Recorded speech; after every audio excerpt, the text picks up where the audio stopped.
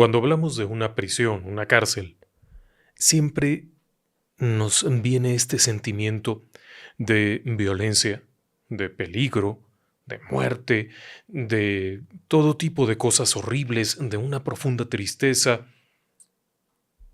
Ahora imagine que a eso se le suma el aislamiento, la violencia por parte de la autoridad que controla el lugar, la violencia de los propios recursos, la falta de alimento, el calor sofocante, una intensidad solar brutal por su cercanía al Ecuador, la falta de agua. Entonces, estamos en la entrada del mismísimo infierno. O bien, estamos en la isla penitenciaria San Lucas, en Costa Rica. Acompáñeme. Vamos a echarle un ojito a este lugar.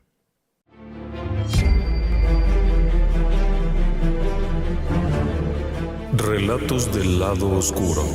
Fantasmas, Seres extraños.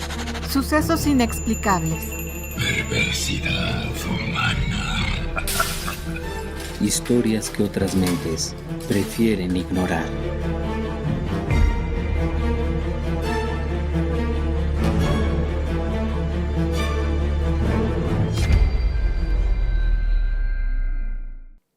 Esta imagen que le estoy proyectando ahora mismo tiene una historia. Cada vez que algún turista vestido con shorts, sandalias, mucho bronceador o bloqueador solar y una mirada rara se acerca, alguno de los guías comenta la leyenda de la chica del bikini. La leyenda cuenta que un buen día los reos, sedientos de pasión, sedientos de ímpetus de carácter sexual, se las ingeniaron para distraer a los guardias, tomar control de la enfermería y secuestrar a la única enfermera que había, con la cual hicieron horrores, abusos inenarrables, violencia extrema.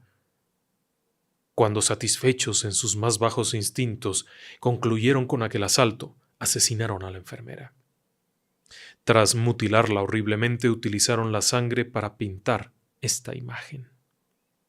Por supuesto que más de un turista se siente apenado de haber visto aquello e incluso hay algunos que se sienten indispuestos y tienen que salir del lugar. Sin embargo, la historia no es del todo cierta. Y no es del todo cierta no porque no lo hubieran hecho los reos. No, por supuesto que sí. Si hubiera habido ahí una mujer, seguramente la habrían asesinado en las formas más terribles que usted se pueda imaginar. Eso no lo dude.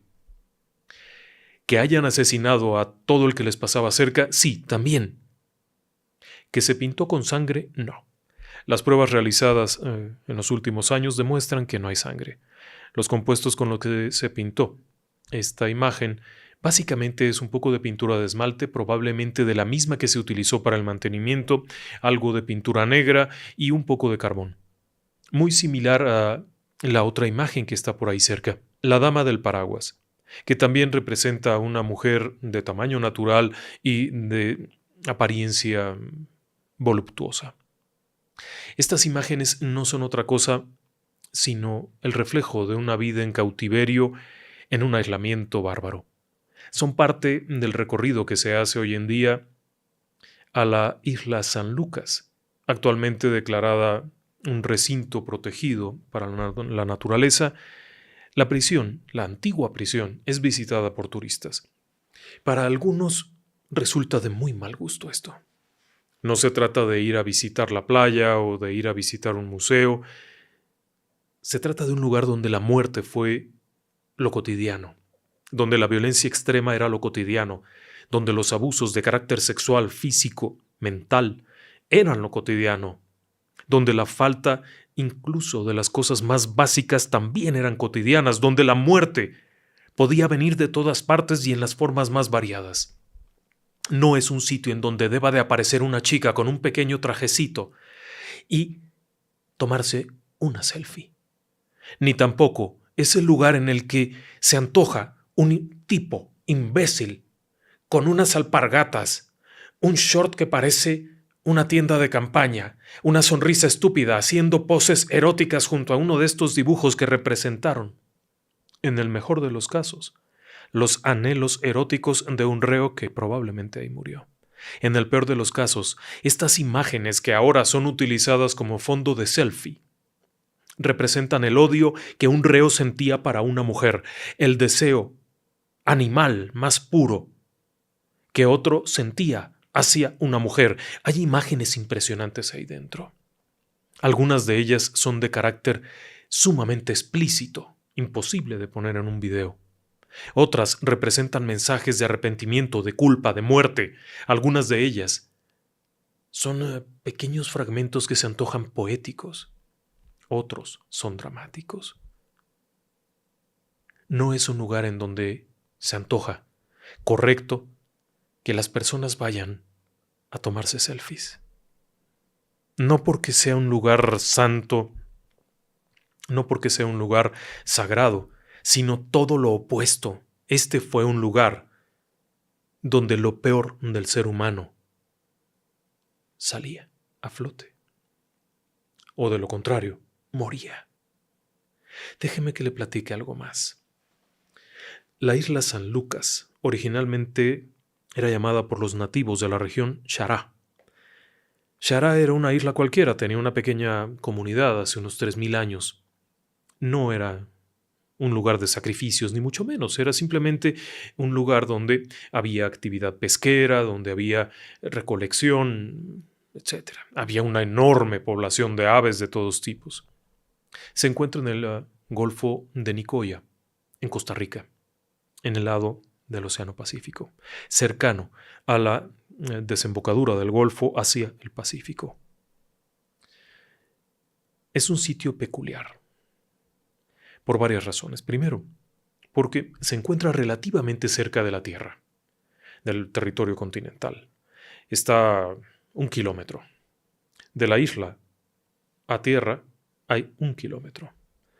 Del otro lado, hacia la región de Punta Arenas, hay unos 7 u 8 kilómetros. El lugar, como tal, no es muy grande.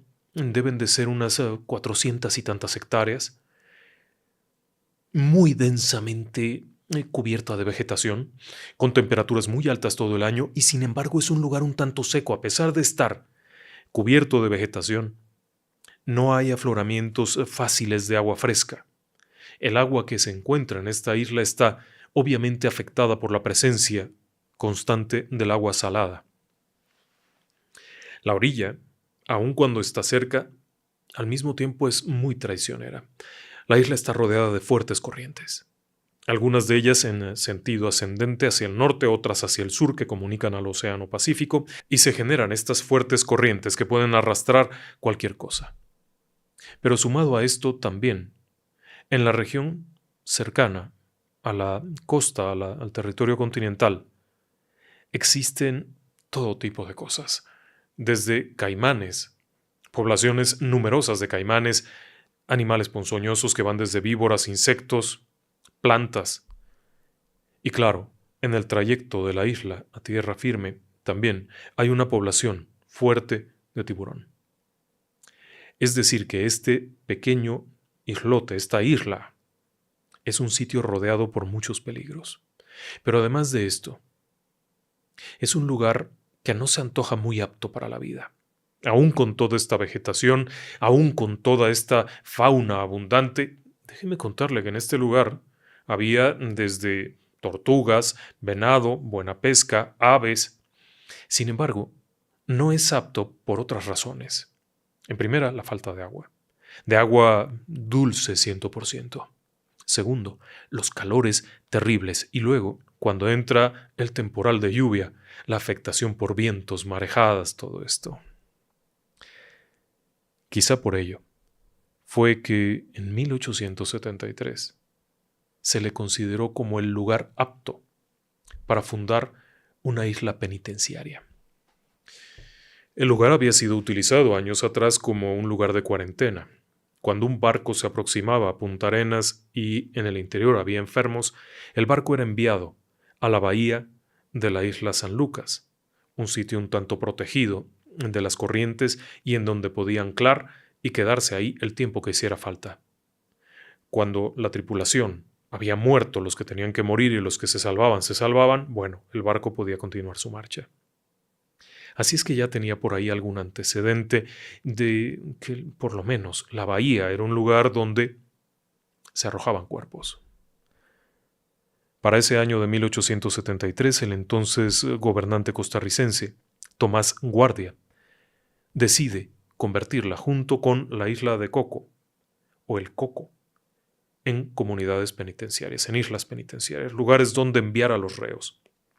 La idea era muy simple. Los hombres más peligrosos no tenían por qué estar en la ciudad, en el mundo, en el pueblo. Era preferible enviarlos allá, lejos. Asesinos, escoria, la basura, lo peor. Aquellos que habían cometido crímenes espantosos, que habían espantado a la sociedad, que habían alterado el orden, deberían ser enviados allá. Lo que pocos sabían es que en realidad la idea central de Tomás Guardia, no era deshacerse de los reos de extrema peligrosidad.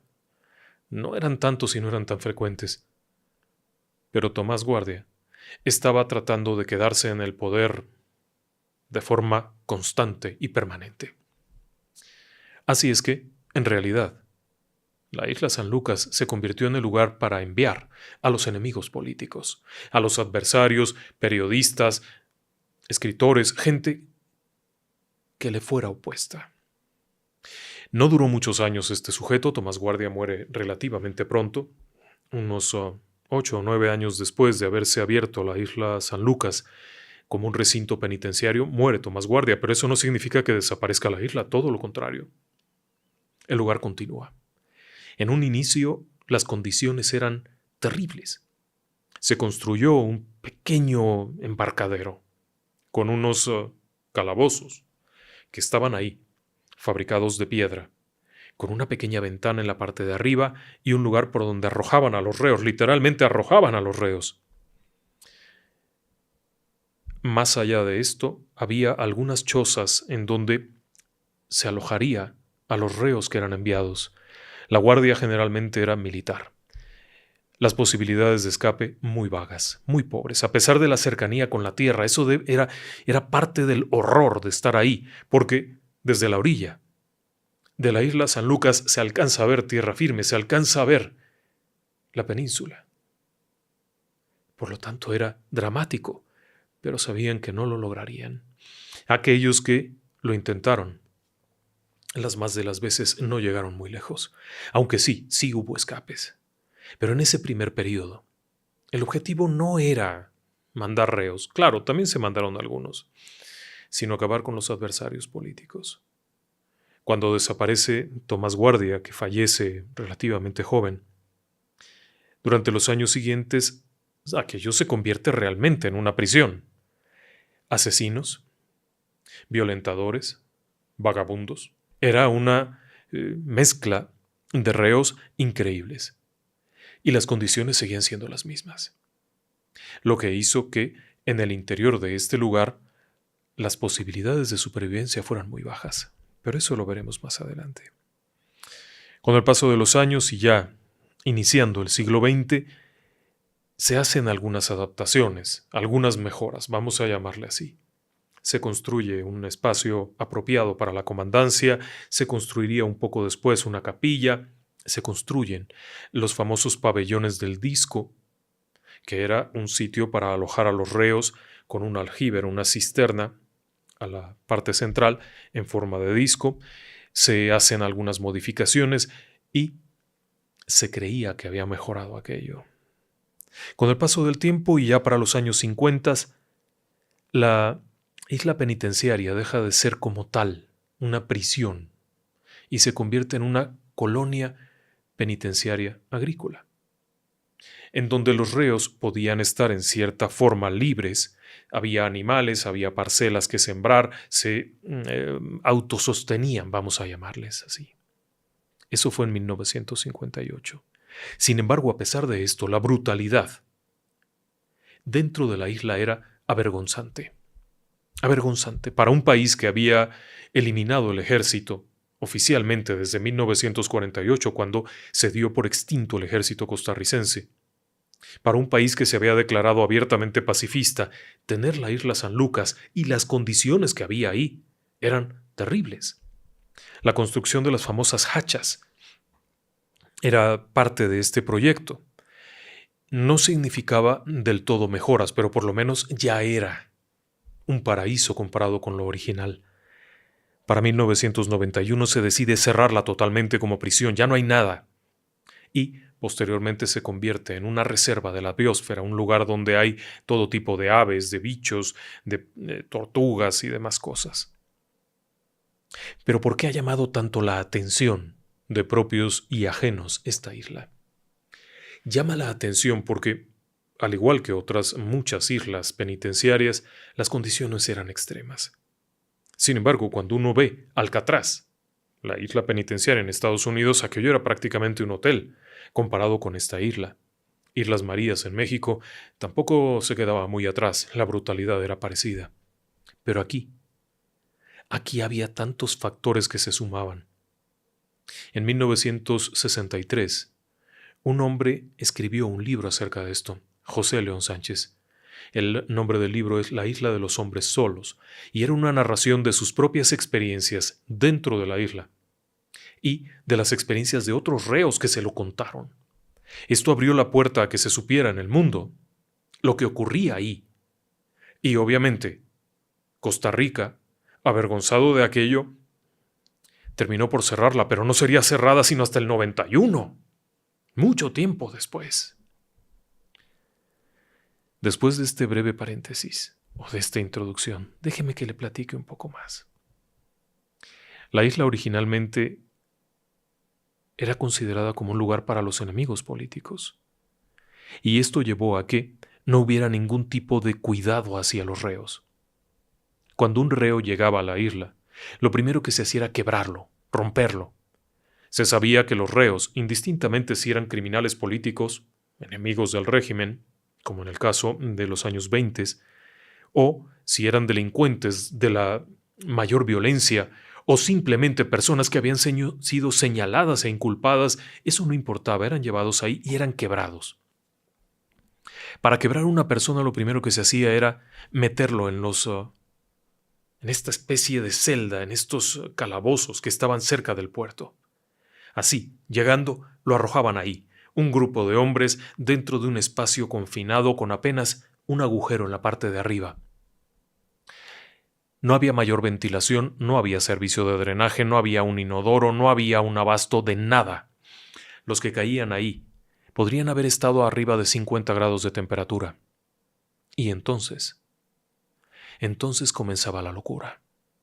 Ahí dentro, con la humedad absoluta pegada al cuerpo, la sal pegada al cuerpo, el delirio de estar encerrado llevaba a que poco a poco se fueran quebrando. Esos hombres recios, peligrosos, matones, pasarían por ahí. Pero obviamente también pasarían por ahí un sujeto que se robó algo, alguien que mató, pero que en realidad no era un delincuente, simplemente en una ocasión por algún pleito, por una rencilla, y fue a parar ahí. La comida. A quienes estaban en estos primeros separos, vamos a llamarle, en esta especie de calabozos, la comida era muy simple. A cierta hora del día, un guardia con una cubeta arrojaba a través de este agujero la comida y después arrojaría un balde con agua.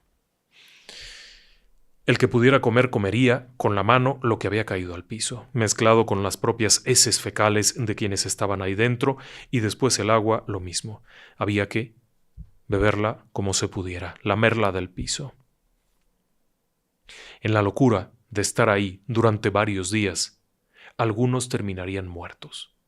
Otros matarían al de al lado, de las formas más brutales, estrangulado, a golpes, como fuera. Lo que no sabían es que el muerto se quedaría ahí. Los guardias no harían nada por sacarlo, hasta que se autorizara a sacar a todos los reos. Sacarían el muerto. Esto significaba que con el paso de apenas unas pocas horas, aquel que había muerto comenzaría a descomponerse. Y al paso de 3 días sería una masa insoportable, pestilente. Pero eso no importaba. Realmente no importaba si esos reos salían con vida o no.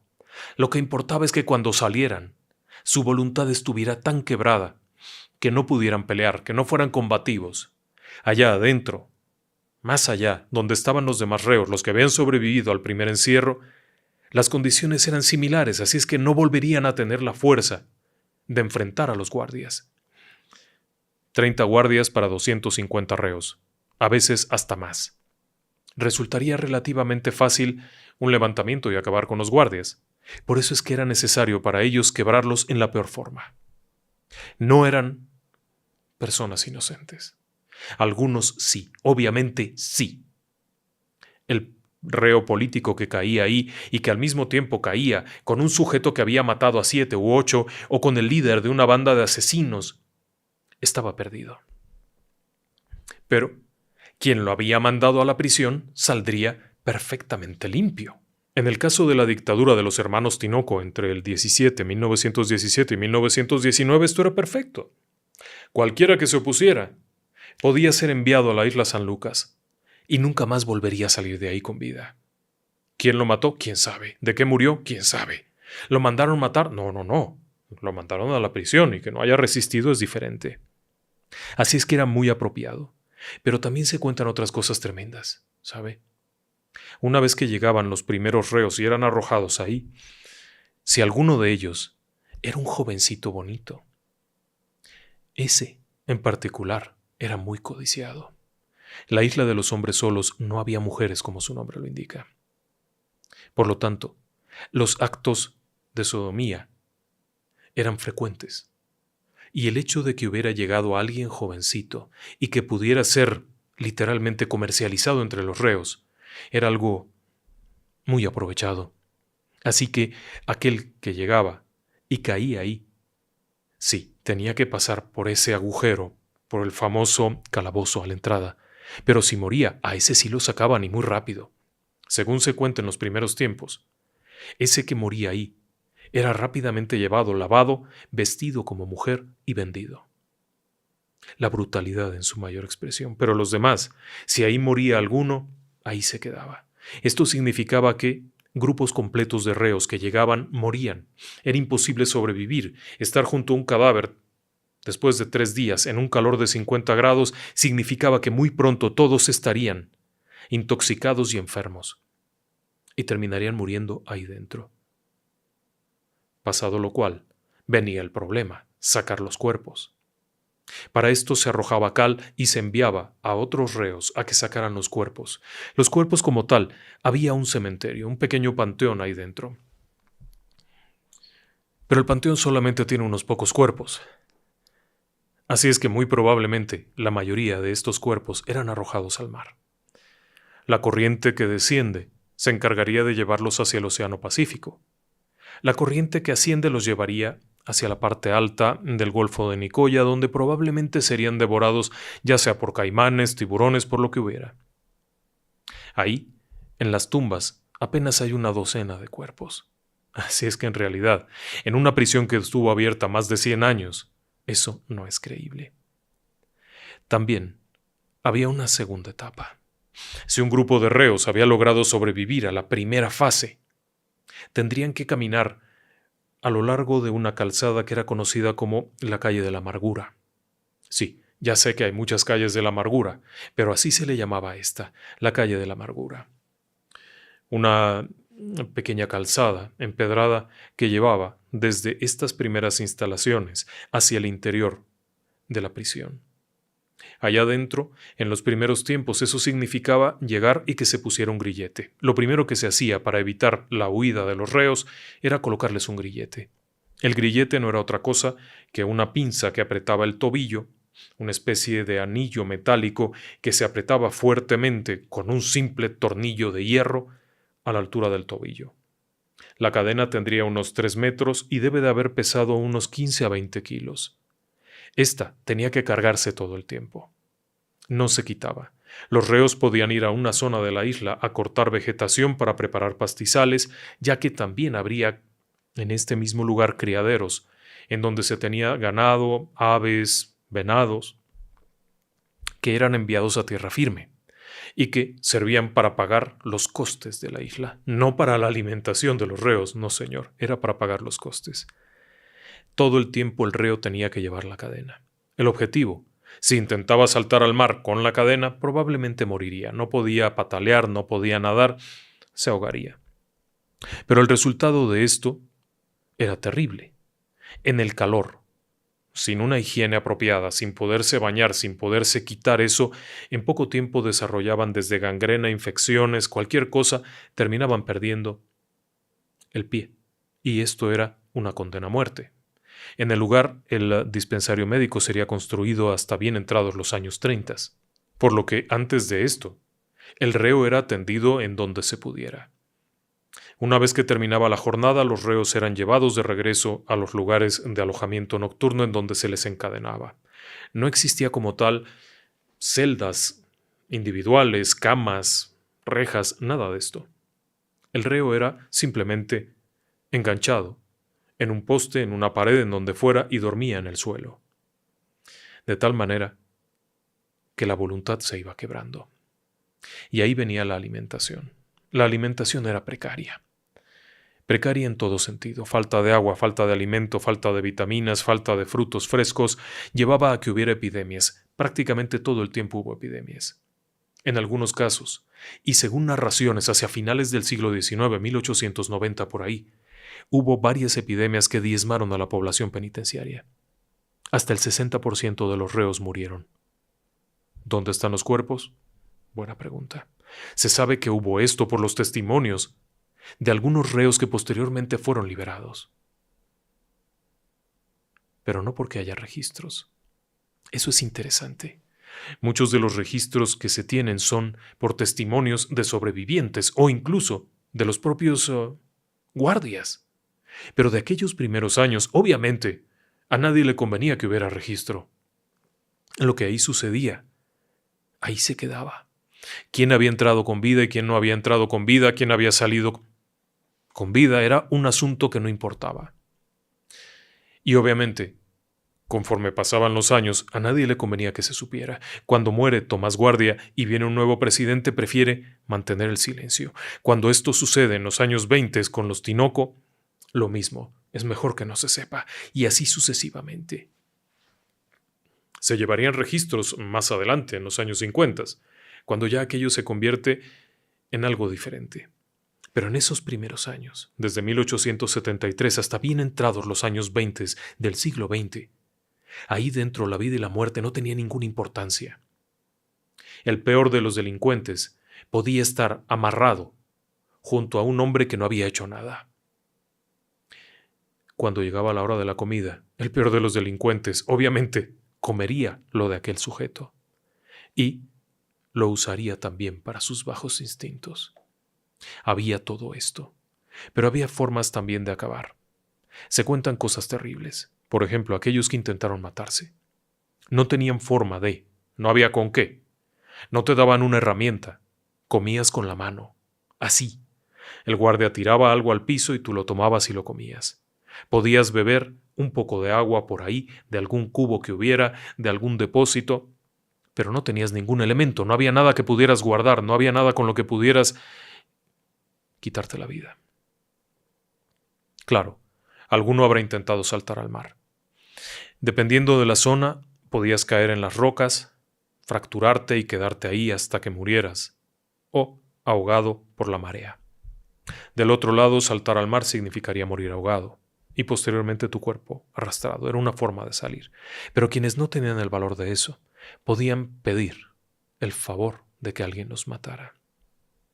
Era tal la desesperación que se podía pedir esto. Ahí dentro había tipos que podían matarte de las formas más variadas, a cambio de lo que tuvieras, ya fuera cigarrillos, por servirle para desenfrenados instintos carnales.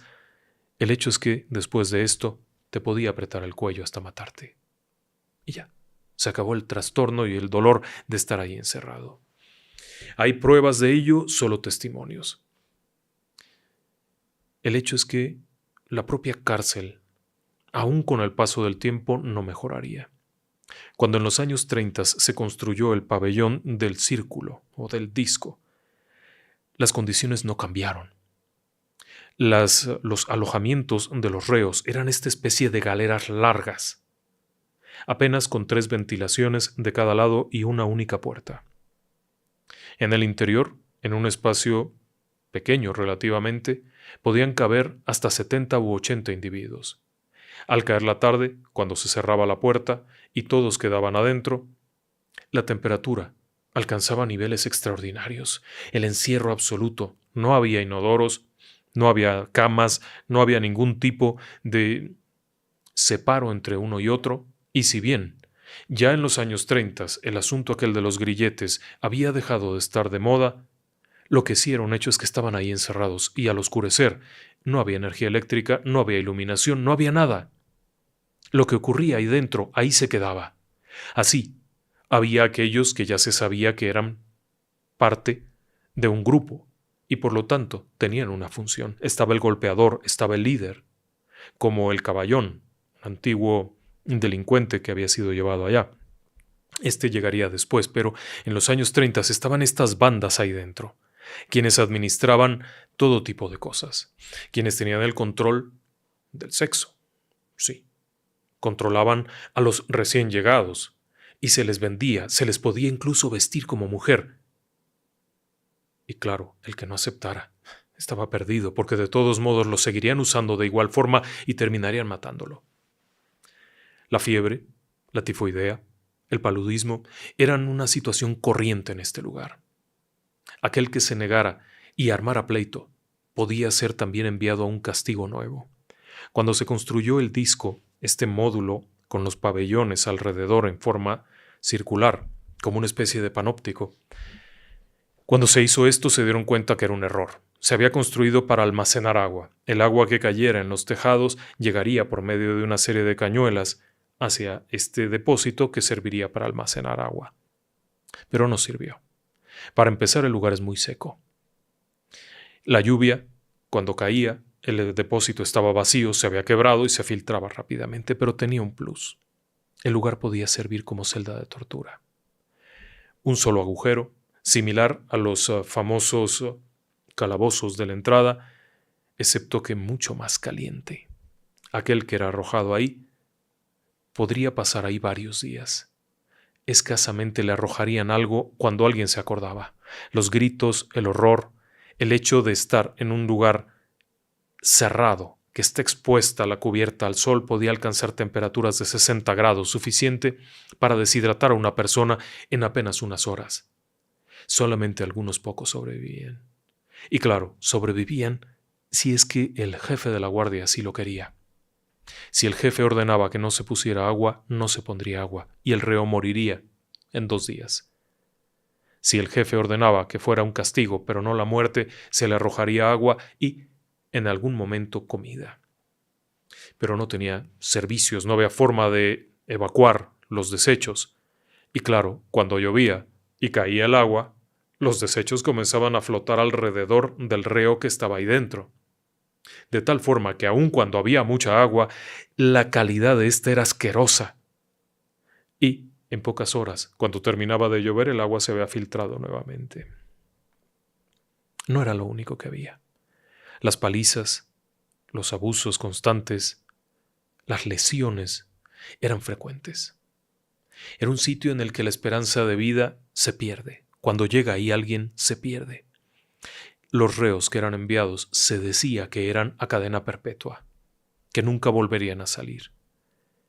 Y sin embargo, también de pronto enviaban a un jovencito por haber robado algo, con toda la intención. No es porque fuera un reo para toda la vida, era porque necesitaban carne fresca, como se les decía. Y apenas llegar, eran dedicados a eso.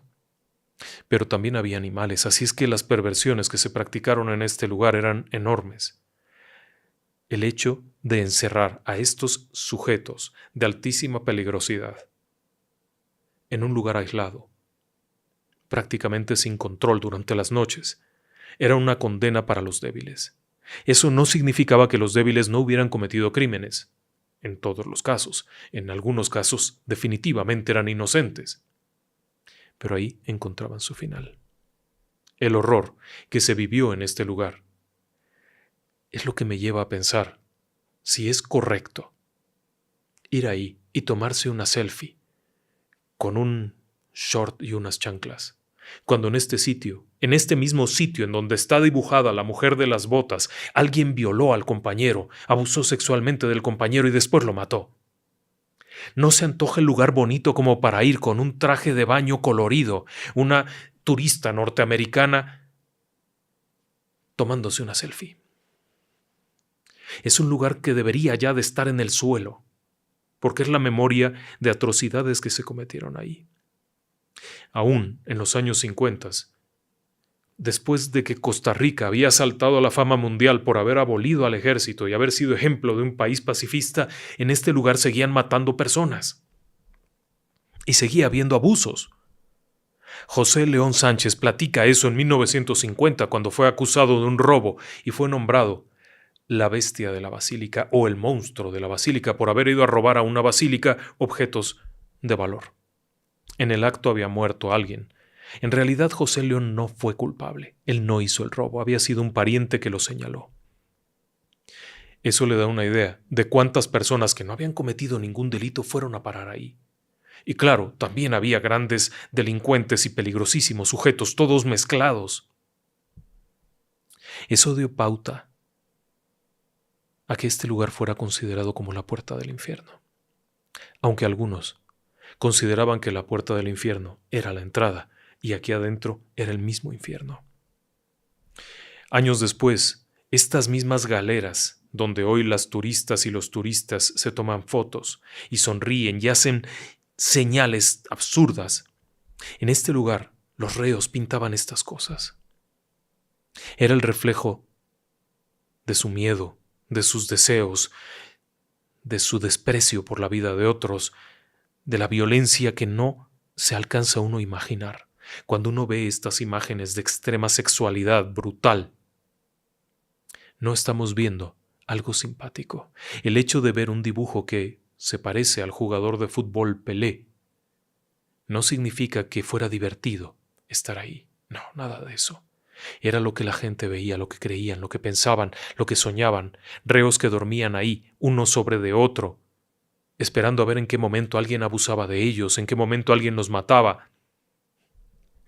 No es un lugar agradable, me queda claro. Cuando se cierra, además, no hay mucha información. A pesar de que fue en los años 90 y se esperaría que hubiera información, expedientes, archivos, no lo hay. Investigadores importantes de derechos humanos han solicitado acceso a los informes. La Corte Interamericana de Derechos Humanos, que tiene su sede en Costa Rica, ha solicitado acceso a los informes oficiales, a la realidad de lo que ahí ocurrió. La Universidad de Costa Rica ha hecho sondeos arqueológicos por todas partes, pero no encuentran los datos. Me llama la atención, porque obviamente en un país con una historial de pacifismo, el que hubiera esta colonia con tales vejaciones resultaba increíble. ¿Hay la certeza de que eso ocurrió? Sí. Los propios guardias que han sobrevivido, probablemente los últimos, en los últimos tiempos, narraban esto. Narraban cómo a cierta hora los guardias, terminando la última revisión a las 9 de la noche, se quitaban de ahí, no querían saber nada de esto. Porque el que estuviera cerca escucharía lo que sucedía ahí dentro. Era preferible al día siguiente simplemente reportar un reo perdido.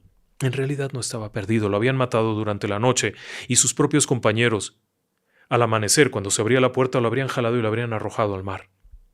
O lo habrían llevado por ahí a la vegetación y allá se había quedado. De tal forma que no había culpables, no había acusaciones. Claro que si alguien golpeaba a un policía o a uno de los guardias, iría a parar al disco. O, antes de que estuviera el disco, iría a parar a unas pequeñas celdas que había en la orilla del agua, en donde cuando subía la marea, el reo quedaba con el agua a esta altura si tenía suerte, porque en ocasiones la marea subía un poquito más y lo mataba. También estaba la jaula. La jaula se estableció muy entrados los años 50, por eso le digo que me sorprende. La jaula era una jaula, una reja de acero, en donde ponían a un reo probablemente el más peligroso, el más feo, el que había cometido los peores horrores, y cuando llegaban las visitas, porque ya en los años 50 había visitas, podían verlo. Hoy en día nos tomaríamos una selfie con el reo. Es el equivalente a lo que están haciendo ahora. Irían a tomarse una selfie con el reo. Eso era lo que había ahí. ¿Cuántas otras cosas pasaron? No lo sé. ¿Murieron guardias? Sí, sí hubo guardias muertos, muchísimos. Era fácil. Te distraías, y el reo que estaba más cerca de ti con la cadena te cortaba la cabeza. Te amarraba la cadena hasta que te terminaba de ahorcar y finalmente te arrancaba. No tenía nada que perder. Y cuando se preguntaba qué pasó, nadie vio nada. Así que tampoco estaban a salvo los guardias.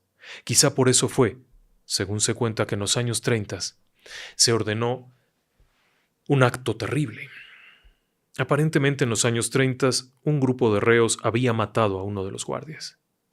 En uno de los pabellones en la parte de atrás, de estos que eran como de 2 niveles, uno de esos reos había asesinado a un guardia. Acto seguido había corrido y se había metido en la celda junto con otros reos que estaban ahí y había cerrado la puerta, se había trancado. El capitán ordenó prender fuego abajo.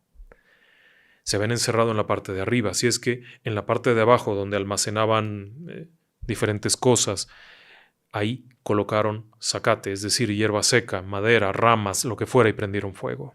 Quemaron a todos. Todos los que estaban arriba murieron, asfixiados, quemados, como fuera.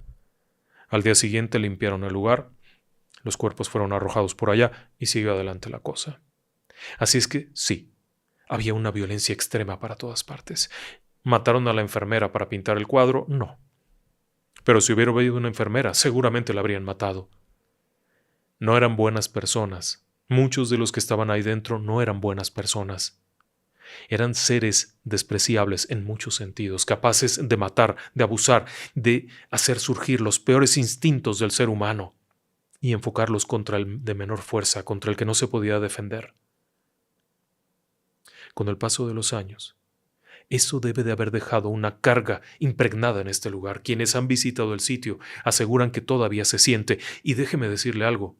Los lugares que se visitan hoy en día, estos lugares donde están las pinturas como las de las mujeres que le he mostrado, no son los lugares donde se cometieron las peores atrocidades. Estos eran los lugares tranquilos. Estos eran los lugares que se abrieron ya entrados los años 30. ¿Sí? Estos no eran los peores. Y aún así, el simple hecho de entrar ahí permea una vibra energética extraña, una sensación de soledad, de abandono, de ira. Yo no sé cómo te puedes tomar una selfie con un traje de baño de colores junto a una de estas imágenes. ¿Usted qué piensa? Claro, es un recinto histórico, pero debería de haber algún respeto. En México, por ejemplo, tenemos el Palacio Negro de Lecumberri, una de las peores cárceles de las que se tiene memoria. Y no era esto. Era una cárcel dura, violenta, cruel. Cuando se cerró, se iba a demoler. Simplemente se iba a barrer completamente con esto. Se optó por conservarla porque era un monumento histórico en cuanto a la edificación. Pero se le dio un sentido. Se convirtió en el archivo histórico, en el archivo general de la nación, donde se archivan los expedientes de quienes vivieron ahí, quienes sufrieron ahí.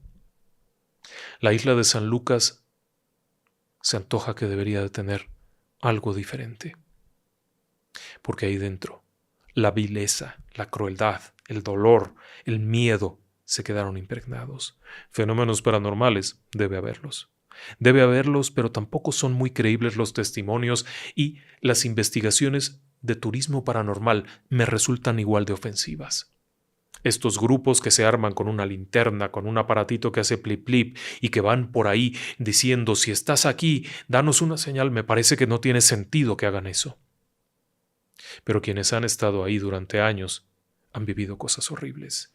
Algunos de los testimonios que hemos podido encontrar de reos que estuvieron en el lugar tardíamente en los años 60 y 70, antes de que fuera cerrada en el 91, aseguraban que el lugar no solamente tenían el miedo en este sitio, no solo tenían el miedo de lo que te haría el de al lado, sino de lo que te haría al que ya no ves.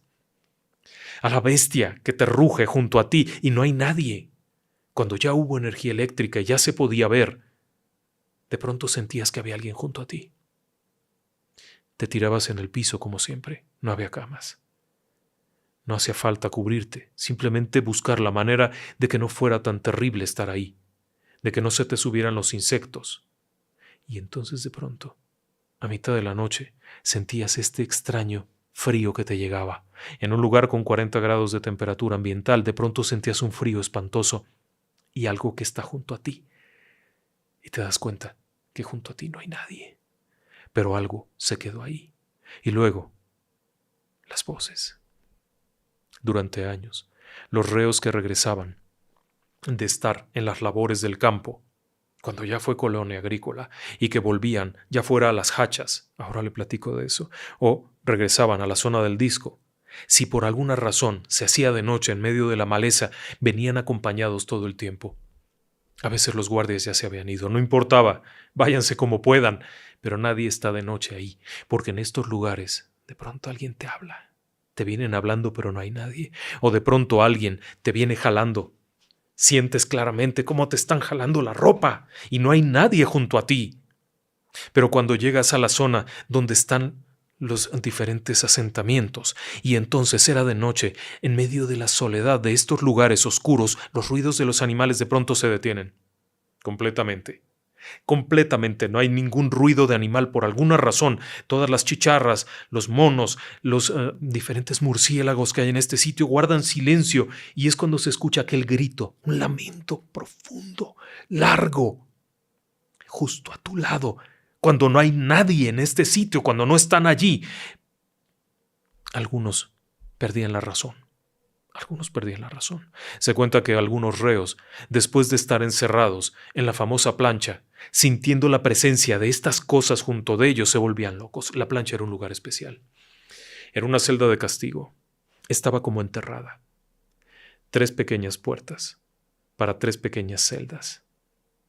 Totalmente cerrado todo. No hay sol, no hay ventilación, no hay drenaje, no hay baño, no hay nada. La temperatura puede subir increíblemente. Estás ahí dentro. El calor, el sudor.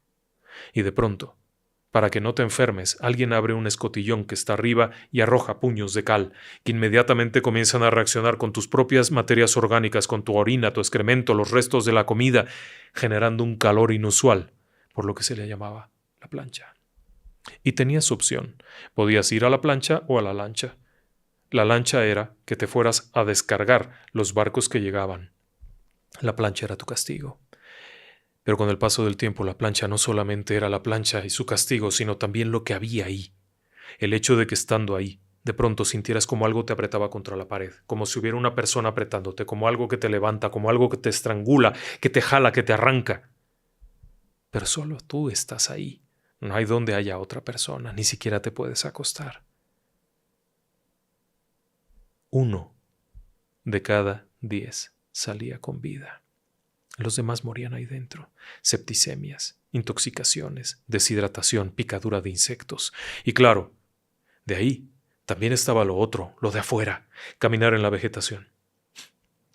¿Para qué quieres escapar? No llegarás muy lejos. Si intentas cruzar hacia la zona del este, donde había una serie de pequeñas bahías, terminarías hecho garras, porque en este sitio hay hierba santa por todas partes y la hierba santa es increíblemente urticante, provoca desde irritación de la piel hasta fiebres altísimas, hay bichos, hay arañas, hay plantas por todas partes que te pueden quitar la vida en un ratito.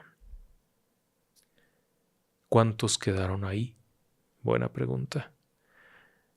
Por más que hemos preguntado, no hemos encontrado un solo dato que nos demuestre cuántos reos realmente estuvieron. Hay un registro histórico precario que marca que en un año murieron 18 reos, en otro año murieron 3. Pero incluso la persona que descubrió esto en una investigación arqueológica insiste en que eso no es posible por las condiciones que había en la isla y por los testimonios que hay. No es posible. Pero dejaron una marca. De dolor, de angustia, de miedo, todas las condicionantes para que este sitio sea un recinto con una carga paranormal espantosa. Los edificios que están ahí hoy en día son recientes. La vieja capilla en realidad se construyó en los años 30 del siglo pasado. La zona de la comandancia también, el dispensario por igual. Las hachas. Las hachas fueron construidas en los 50 y las hachas no eran otra cosa más que unas casas.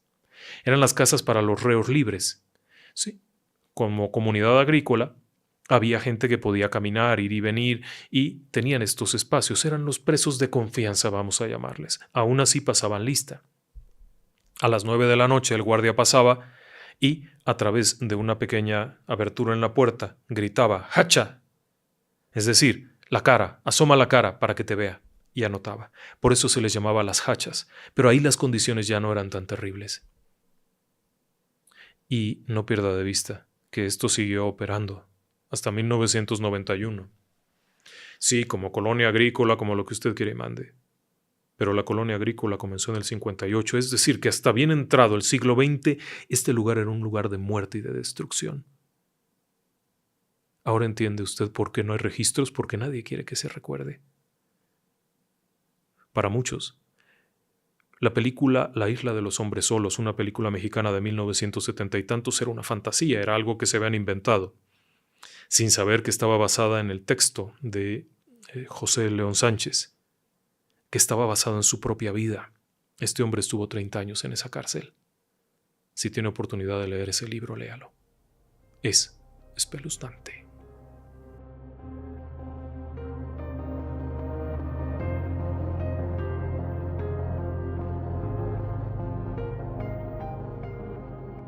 Y ahora me gustaría algunos saludos, pero antes quiero pedirle algo. Durante las semanas anteriores, el número de peticiones de saludos ha sido enorme. Nos da mucho gusto que nos honren pidiéndonos un saludo, pero se ha vuelto un poco desorganizado aquello y, por consiguiente, hemos dejado de atender algunas peticiones, hemos perdido algunos saludos que eran importantes, se nos han pasado algunos cumpleaños y se ha vuelto muy complicado. Queremos pedirles un favor. A partir de este programa, les pedimos que todos los saludos nos los soliciten a través de la página de Facebook mediante mensaje inbox. Para quienes manejan Facebook saben lo que es eso. Es decir, que nos manden un mensaje a Facebook. De esa forma, vamos a tener mucho control de los saludos y cumpleaños que hasta ahora hemos manejado a través de 4 plataformas diferentes. Se ha complicado mucho porque hay quienes nos escriben un correo, quienes nos mandan un mensaje a través del chat en el programa que estamos presentando, otros lo ponen en el chat de algún otro programa, alguien más en el chat de Facebook. Aquello se ha vuelto muy complejo y estamos quedando mal y eso no nos gusta. Por lo tanto, les pedimos, a partir de este programa, cualquier saludo, cualquier cumpleaños, con todo gusto lo mandamos. No cobramos por eso, no se cobra, no tienen que hacer nada, solamente decírnoslo. Pero por favor, a través de mensaje de inbox en Facebook, se los vamos a agradecer enormemente para que podamos hacerlo de forma correcta. Y ofrecemos de antemano una disculpa para todas aquellas personas a las que les hemos quedado mal y que esperaban un saludo o una felicitación de cumpleaños y no hemos sido cabales al sentido. Una disculpa muy sentida. Y ahora, si me lo permite, quisiera enviar una felicitación muy especial para una amiga y colega de este canal, la doctora Atenea Vázquez, del canal Nutrición Realista. Es una amiga del canal, ha estado con nosotros mucho tiempo, la hemos anunciado muchas veces porque creemos en lo que presenta en su canal. Es una profesional, está por ser doctora en nutrición. Doctora de doctorado, de haber estudiado una carrera, una maestría, un doctorado. Es decir, es una persona que sabe muchísimo y está cumpliendo años. Está cumpliendo años hoy. Así es que le mandamos una enorme felicitación. Queremos que sea un gran año, doctora. Que sea un año de muchos éxitos, que ese canal crezca mucho, pero que también la vida personal sea magnífica, de gran crecimiento. Que los proyectos se hagan. Que sea un año de esos en donde se han cumplido muchas de las expectativas que se pusieron al inicio. Que se hayan cumplido y superado. Que haya noticias buenas cada día, que haya novedades crecientes, que cada día nos sorprenda y que lo recordemos como un gran año, con mucho cariño. Feliz cumpleaños. Y, por supuesto, tenemos otros. Tenemos por aquí a Lily Moore. Ella está cumpliendo años. Y queremos desearle también una gran felicidad para todo el año. Que sea un gran año y un abrazo fuerte, Lili. Para Carlos Enrique Garduño, Edna, su esposa, le manda una gran felicitación. Nos encanta que la esposa esté felicitando al esposo. Eso significa que nos ven juntos y eso nos encanta.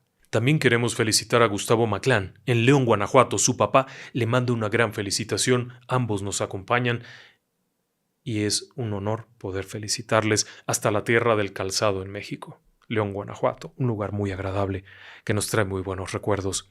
Para Alicia Enríquez, ella está en Bariloche, en Argentina.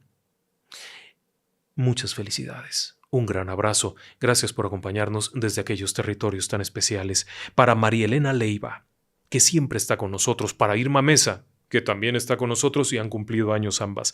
Para Guadalupe Hernández Vargas, que también cumplió años y siempre están con nosotros. Y el día de hoy, para Rosa María Lara, que cumple años hoy. Para Deunel, que también cumple años hoy. Y para Francisco Jaime en Nuevo León, que también cumple años hoy. Y para Everardo Ocampo, que también cumple años hoy. Para todos ellos un gran abrazo. Un abrazo cariñoso de mucho agradecimiento por este tiempo que nos han dedicado, por este honor que nos han dado de acompañarnos. Y claro, también queremos por aquí mandar algunos otros mensajes. Queremos dedicarle un saludo muy especial a Delia en la Ciudad de México. Delia está en recuperación. Ha tenido un contagio por ahí de algo y ha estado malita, pero se está recuperando bien, va a salir adelante muy bien. Deseamos que se ponga del número 1, de fuerte, de sana, resistente a bombas. Y su hermana Guadalupe Pérez también lo desea. Y le manda este abrazo cariñoso de parte de todo el equipo que le deseamos en conjunto recuperarse pronto y que muy pronto la veamos de pie. Por supuesto, también queremos mandarle un fuerte abrazo a nuestra amiga Begoña de Mirela Creaciones, que también están un poquito malitos por ahí en casa, pero sabemos que pronto van a estar muy bien y que, antes de lo que se den cuenta, van a estar repuestos y haciendo otra vez creaciones formidables. Nuestros mejores deseos. Y para Carmen Amelia felicita a Carmita Valera. Están en Ecuador y ella cumplió años ayer. Carmita es una seguidora del canal, lo que nos da un enorme gusto, y le mandamos este abrazo fuerte, aunque sea un poquito tarde, pero como siempre le hemos dicho, no se trata de un día, se trata de todo el año. Feliz año de cumpleaños. Y todavía nos falta mandarle un gran abrazo a Norma, que está en Canadá. Norma es una seguidora que nos ha escrito un correo muy bonito, muy grato. Se lo agradecemos, sus palabras nos hace sentir muy bien. Muchas gracias. Y claro, hablando de agradecimientos, queremos agradecer ahora mismo algunas otras agradecimientos para Magdalena Martínez, para Lorena Aguilar, Sakurraba, para Patrick Rosas, para Diana Trejo, Tania Padrón, Raúl Jiménez, Alex Morales, Sid Cobian, Yanira Salinas, Víctor Escobedo, Dina Baudelaire, José Marcos da Silva, Carlos Romero, Saúl Servín, Lucy Amor, Ann Rodríguez, Vilevalda Alonso, tanatóloga Liliana Palacios. Muchas gracias a todos ustedes por su apoyo al canal. A través de sus donativos del Super Thanks, les apreciamos mucho esta ayuda para que sigamos haciendo estos programas. Gracias por ese privilegio de dejarnos hacer este proyecto. Muy buenas noches y que descansen en paz.